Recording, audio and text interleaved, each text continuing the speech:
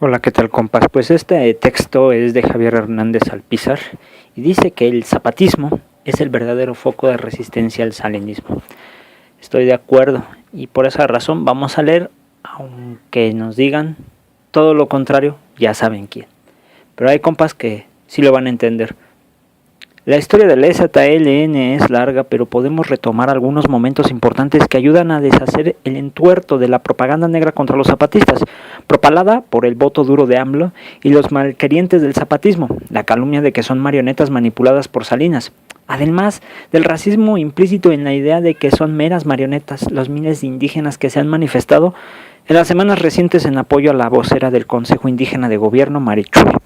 Lo primero es el alzamiento del 1 de enero de 1994. Fue el hecho que impidió que Salinas de Gortari terminara triunfante su sexenio. Con la entrada en vigor del Tratado de Libre Comercio, o el NAFTA, así también se conoce, y la propaganda que pretendía presentarlo como un Gorbachov mexicano. Con su declaración de guerra, los zapatistas derrumbaron la imagen mediática de Salinas, permitieron que recobrara el aliento del antisalinismo e incluso se recuperó la izquierda que había iniciado enfrentando el fraude que lo marginó de la presidencia en 1988, pero se había venido desinflando ante el empuje del equipo neoliberal en Los Pinos y la complicidad panista.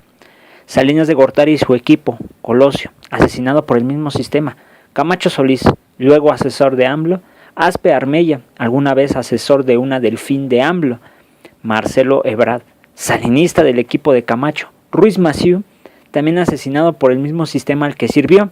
Al finalizar el sexenio salinista tenían la expectativa de gobernar por sexenios, pero el alzamiento zapatista desmoronó sus esperanzas. De ellos, ya saben de cuáles.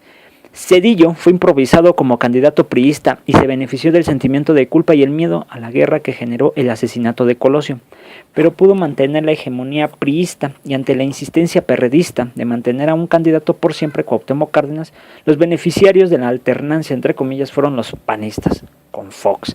La imagen de Fox era el inicio de un héroe nacional que había logrado sacar de Los Pinos al PRI. El principio de su derrumbe fue muy pronto, con la marcha del color de la tierra, con la que los zapatistas y el CNI exigieron que se cumplieran los acuerdos de San Andrés.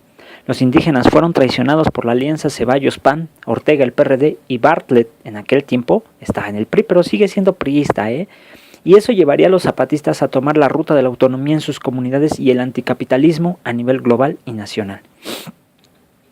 La cesión del poder legislativo priista al PAN y en la capital mexicana al PRD, fue el resultado no solo del descrédito del PRI, cuya cristalización fue en gran medida resultado del alzamiento zapatista, sino de una reforma electoral con la que el Estado mexicano incluyó a los partidos de oposición como parte del sistema de partidos, hoy la partidocracia, emergente ante el desafío zapatista.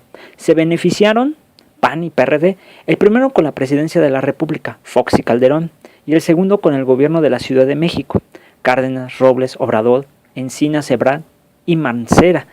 Las negociaciones llevadas a cabo en la calle de Barcelona, esto es muy importante, pongan atención. En la Ciudad de México, fueron realizadas en el caso del PRD, primero por Porfirio Muñoz Ledo y al final por López Obrador, en la calle de Barcelona, cerca de la colonia Juárez, compas. Ahí es donde les digo que se reunió con los de la Coparmex. Los partidos recogieron el fruto de la sangre zapatista, la apertura del sistema a que ellos pudieran ganar elecciones, luego traicionaron al zapatismo al rechazar los acuerdos de San Andrés. Primero, acuerdos de una ruta de paz con el EZLN y cuya negociación incluyó a muchos otros indígenas de México, proceso que daría origen al cual el Congreso Nacional Indígena o el CNI. Los zapatistas rompieron desde entonces con la clase política y se dedicaron a construir la autonomía en sus territorios, comunidades y pueblos, haciendo válidos en los acuerdos de San Andrés, que son procesos de autonomía y autogobierno, impulsados por comunidades y pueblos indígenas en diversos territorios mexicanos, formas de resistencia, pero también una propuesta para un México postcapitalista. La autonomía de las comunidades zapatistas es muy diferente a las de las otras comunidades indígenas, pero tienen lazos de hermandad expresados en una lucha conjunta como CNI. Los indígenas mexicanos no proponen separarse de México. Su forma de autonomía es diferente a la catalana o a la mapuche. No decimos mejor ni peor, solo diferente. Además, han ido a avanzar en una propuesta de poder popular o autoorganizado desde abajo que no pretende quedarse como comunidad utópica local o regional, sino que desafía al sistema capitalista y al Estado mexicano con una manera alternativa de producir su vida y su mundo. Este desafío siempre lo ha mantenido el EZLN, pero de todos los actores que se han mantenido cercanos. Ojo con esto, son los indígenas quienes mejor han avanzado en un proceso autoorganizativo, aunque no les gusten esos pendejos partidistas, de resistencia y de lucha. Por eso, son el núcleo alrededor del cual se teje la propuesta de lucha actual. Es irónico que calumnien a los zapatistas, quienes se han beneficiado de su lucha y de sus muertos, primero con un aire de refresco de izquierda que estaba en la lona de México tras el fraude del 88 y el derrumbe del muro de Berlín en el 89. Luego, con la reforma electoral se les abrió el paso a gobernar la Ciudad de México, en donde los gobiernos de izquierda han sido eficientes administradores del neoliberalismo a favor de empresarios del salinismo como Carlos Slim, para que les quede claro. Irónico, además, que acusen de salinismo de prismo a los zapatistas, los seguidores de AMLO, quienes han hecho sus candidatos y han llevado con su voto a una gran cantidad de priistas. Ojo con esto también, y escuchen con mucha atención. Muchos de ellos salinistas o sedillistas como Cuauhtémoc Cárdenas, López Obrador, Marcelo Ebrard, Juan Sabines, Ángel Aguirre Rivero, con sus manos manchadas de sangre normalista, ya cuando AMLO lo apoyó para gobernar Guerrero. Gabino Cue, Lázaro Cárdenas Batel, Gabino Cue con la sangre de Nochistlán, hay que agregar. Cárdenas Batel, la sangre de lo que ocurrió en Michoacán con la inseguridad, él también lo empezó. Narciso Agúndez y Leonel Cota Montaño, así como Manuel Bartlett, Dante Delgado, Ricardo Monreal, incluso son responsables de llevar al poder a otros políticos de extracción no priista, pero cuyas trayectorias han sido favorables al priismo, como Miguel Ángel Mancera y Rosario Robles. Los calumniadores del EZLN lo acusan de complicidad en el fraude del 2006, pero es falso. En cambio, los operadores del fraude de este año del equipo del Bester Gordillo fueron aliados de Morena en la más reciente elección en el Estado de México. Y no se descarta que lo sean en la elección presidencial del 2018, pues López Obrador ha dicho respecto de Gordillo: no hay que hacer leña del árbol caído, así lo dijo, Y otros calumniadores repiten la mentira de que el EZLN llamó a no votar en 2006 y 2012. Es falso. El EZLN jamás ha llamado a no votar. Ha hecho fuertes críticas en 2005 y en 2006, y antes y después al PRD y a López Obrador.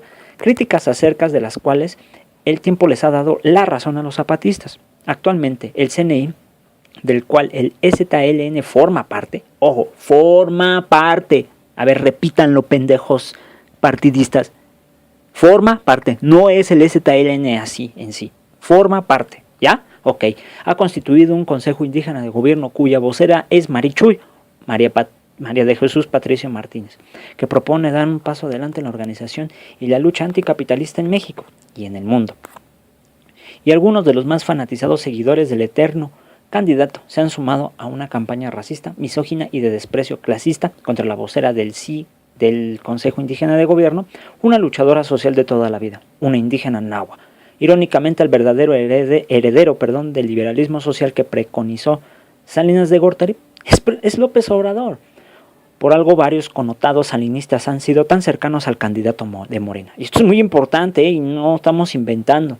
Aquí lo dice también el compa Alpizar. Y en recientes propuestas es un pretexto de oponerse a Trump. Obrador ha reivindicado el NAFTA o el TLC, máxima obra de Carlos Salinas de Gortari, y ha propuesto a dar más entrada a las mineras canadienses, cuya política criminal destruye comunidades y territorios en diversas zonas geográficas mexicanas. Es claro que para cualquier persona que se informe en fuentes verídicas y juzgue de buena fe las cosas, el zapatismo y sus aliados cuentan entre los más consistentes opositores al neoliberalismo salinista y sus proyectos de devastación social y ambiental. En contraste, Obrador, más allá de usar la bandera nacionalista, el petróleo por ejemplo, ha sido el impulsor de candidaturas exitosas de muchos de los operadores de la devastación social y ambiental de México. Nada anuncia que AMLO vaya a cambiar y sus seguidores siguen usando la calumnia de manera sistemática. Oponer los hechos verdaderos a esas calumnias es parte de un sano ejercicio de memoria y de capacidad crítica. Memoria y capacidad crítica que no tienen ustedes, pinches bots, ni tampoco fanáticos de Sampeje. Jamás lo van a tener. Siempre van a vivir de las mentiras que les diga su patrón. es, entre otras cosas, porque esta izquierda neoliberal encabezada por el PRD y ahora por Morena no representará jamás los intereses de quienes defienden el territorio de la devastación capitalista, por lo que hay una propuesta diferente con el Consejo Indígena de Gobierno y su vocera Marichuy, impulsados por el Congreso Nacional Indígena y el Consejo Indígena de Gobierno. Toda información resumida en este artículo puede ser investigada y verificada, ¿Ya les quedó claro, pendejos? Y si se tiene la paciencia de ir a archivos hemerográficos, algunos de antes de los archivos online, descubran la verdad y no dejen que la cambien por falsedades los llamados propagandísticas. Es un acto necesario de conciencia. ¿Ya? ¿Lo entendieron, pendejos? A ver si así dejan de chingar, que de todas maneras no creo que dejen de molestar, ¿verdad? Ahí se los dejo. Compas, muchas gracias por escuchar. Los mensajes de mentadas de madre eran para los pendejos que ustedes ya conocen. Saludos y un fuerte abrazo.